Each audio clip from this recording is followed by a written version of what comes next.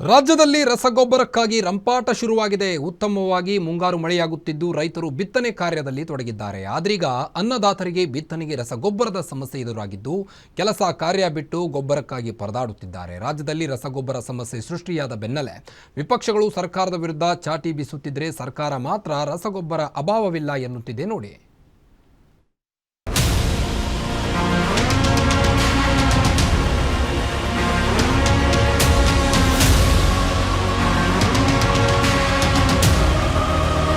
ಸಾಮಾನ್ಯವಾಗಿ ration card, Aadhaar card, PAN card ಮಾಡಿಸಲು ಜನ ಕ್ಯೂ ನಿಲ್ಲೋದು ನೋಡಿದ್ದೇವೆ. ಆದರೆ ರಾಜ್ಯದಲ್ಲಿ ರಸಗೊಬ್ಬರಕ್ಕಾಗಿ ಅನ್ನದಾತರು ತಡರಾತ್ರಿಯಿಂದಲೇ ಕ್ಯೂ ನಿಂತಿದ್ದು ಅಚ್ಚರಿ. ಜಿಟಿ ಮಳೆಯನ್ನ ಕೂಡ ಲೆಕ್ಕಿಸದೆ ಗೊಬ್ಬರಕ್ಕಾಗಿ ರೈತರು ಕಿಲೋಮೀಟರ್ ಗಟ್ಟಲೆ ಸರತಿ ಸಾಲಿನಲ್ಲಿ ನಿಂತಿದ್ದಾರೆ.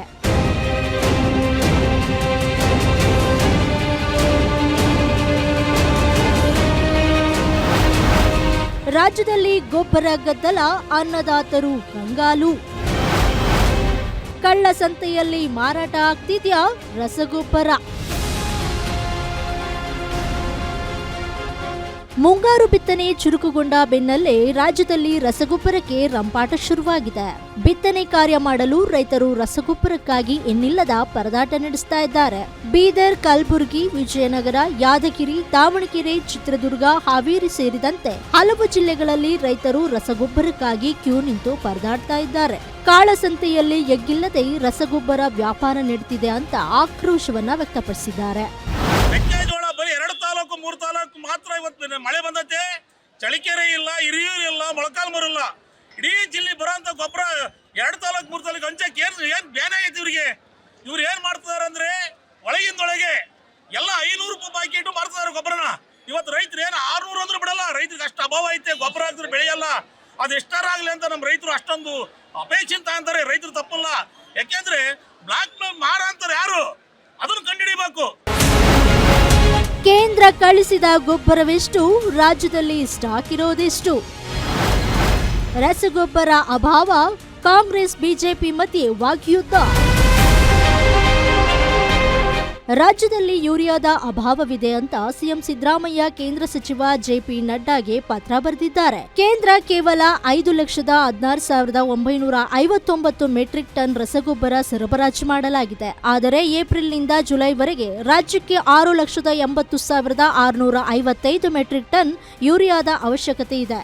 ಬಾಕಿ ಉಳಿದ ಗೊಬ್ಬರವನ್ನ ಸರಬರಾಜು ಮಾಡಿ ಅಂತ ಸಿಎಂ ಪತ್ರ ಬರೆದಿದ್ದಾರೆ. ಇನ್ನು ಕೃಷಿ ಸಚಿವ ಚೆಲುವರಾಯಸ್ವಾಮಿ ಮಾತನಾಡಿ, ಕೇಂದ್ರದಿಂದ ಸಪ್ಲೈ ಕಡಿಮೆಯಾಗಿದೆ, ಪೂರೈಕೆ ಮಾಡಲಿ, ನಾವು ಕೇಂದ್ರದ ವಿರುದ್ಧ ದೂರ್ತಾ ಇಲ್ಲ ಎಂದಿದ್ದಾರೆ. ರೈತರು ಯಾವುದೇ ಆತಂಕ ಪಡೋದು ಬೇಡ ಅಂತ ಹೇಳಿದ್ದಾರೆ.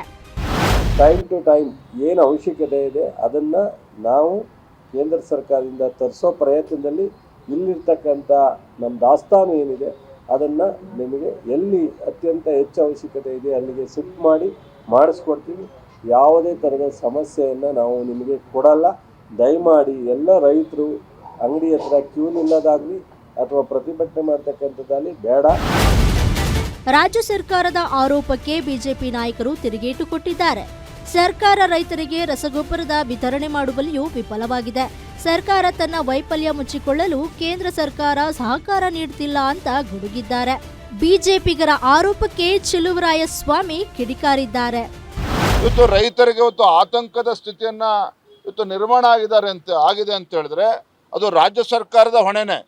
ರಾಜ್ಯ ಸರ್ಕಾರದ ವೈಫಲ್ಯ, ಕೃಷಿ ಸಚಿವರ ಒಂದು ವೈಫಲ್ಯ ಇದು. ಇವರ ವೈಫಲ್ಯಗಳನ್ನು ಮುಚ್ಚಿ ಹಾಕಿಕೊಳ್ತಕ್ಕಂಥ ನಿಟ್ಟಿನ ಇವತ್ತು ಕೇಂದ್ರ ಸರ್ಕಾರದ ಮೇಲೆ ಗೂಬೆ ಕೂರಿಸ್ತಕ್ಕಂಥ ಕೆಲಸ ಮಾಡ್ತಾ ಇದ್ದಾರೆ. ಇದು ಖಂಡನಾರ್ಹ ಇದು. ಹಾಗಾಗಿ ಈ ವಿಚಾರವನ್ನು ಹಿಡ್ಕೊಂಡು ಮುಂದಿನ ದಿನಗಳಲ್ಲಿ ಭಾರತೀಯ ಜನತಾ ಪಾರ್ಟಿ ರಾಜ್ಯಾದ್ಯಂತ ನಮ್ಮ ರೈತ ಮೋರ್ಚಾ ವತಿಯಿಂದ ಹೋರಾಟಗಳನ್ನು ಕೂಡ ನಾವು ಮಾಡೋರಿದ್ದೇವೆ.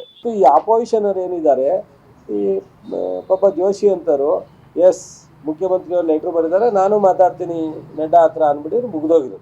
ಅಥವಾ ನಡ್ಡಾ ಅವ್ರಿಗೆ ಒಂದು ಫೋನ್ ಮಾಡಿ ಸಾಧ್ಯವಾದಷ್ಟು ಮಟ್ಟಿಗೆ ನಮ್ಮ ರಾಜ್ಯದಲ್ಲಿ ಈ ಥರ ಮುಂಗಾರು ಪ್ರಾರಂಭ ಬೇಗ ಆಗಿದೆ, ಸ್ವಲ್ಪ ಹೆಚ್ಚು ಸಪ್ಲೈ ಕೊಡಿ ಅಂದಿದ್ದು ಮುಗಿದೋಗೋದು.